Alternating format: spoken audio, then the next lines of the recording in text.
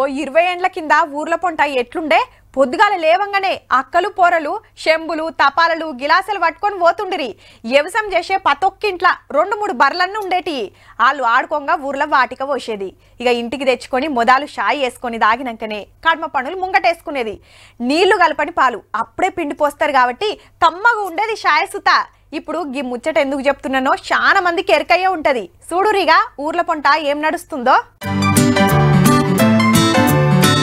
10-20 పట్టుకొని దుఃఖనం పోయినమా, పాల ప్యాకెట్ కొన్నమా, ఇంటితో పట్టినమా. షాయి తాగాలంటే పాల ప్యాకెట్ కొనాల్సిందే. పట్న పొల్ల కంటే బర్లు ఆవులు ఉండాయి కాబట్టి ప్యాకెట్ పాలకు అలవాటు పడ్డారంటే ఏమో అనుకోవచ్చు.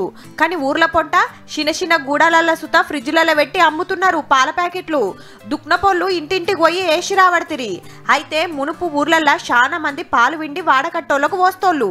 కానీ ఇప్పుడు ఒకప్పుడైతే పాల కోసం క్యూ కట్టేవాళ్ళు మా ఇంటికి. ఇప్పుడు మేము వెళ్ళి షాప్ లో కొనుక్కుంటున్నాం. మా ఇంటికి చెంబులు పట్టుకొని ముసలోళ్ళు బర్రెలు లేని వాళ్ళు మా దగ్గరకు వచ్చి పాలు తీసుకుపోయేటోళ్ళు.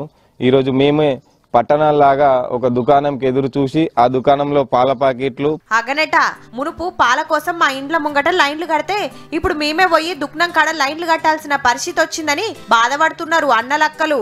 మళ్ళా పాలేమన్నా చక్కదనం ఉంటాయా అంటే అవి ఎంత వర్జినలో ఎంత తక్కువ చెప్పుకుంటే అంత మంచిదుల్లా. ఇక కలుతుల పాలు అవి ఇవి పొడాలు కలిపి ఇస్తారు. ఇక అవే పాలు మేము కొండపోయి తాగుతున్నాం. ఏం మంచిగా ఉంటలేదు షాయ. కల్తీ పాలతోని వేసిన షాయే నోటికి రుచి ఎందుకు అనిపిస్తుంది మరి. ఊర్లల్లా బర్లు గానే రాకుండా అయినాయి. ఇంటికే పాల ప్యాకెట్లు వస్తుండుతోని పాలు విండు లేదు, వాటికి ఓసులు లేదు. పాలకు సంబంధించినటువంటి పాడి పరిశ్రమకు ప్రోత్సహించకపోవడం, దానాలు పెరిగిపోవడం వలన మేము బర్రెలు మేపుకోలేకపోతున్నాం. దాన సుత దొరకని పరిస్థితి వచ్చింది కాబట్టి బర్లు అమ్ముకుంటున్నారట.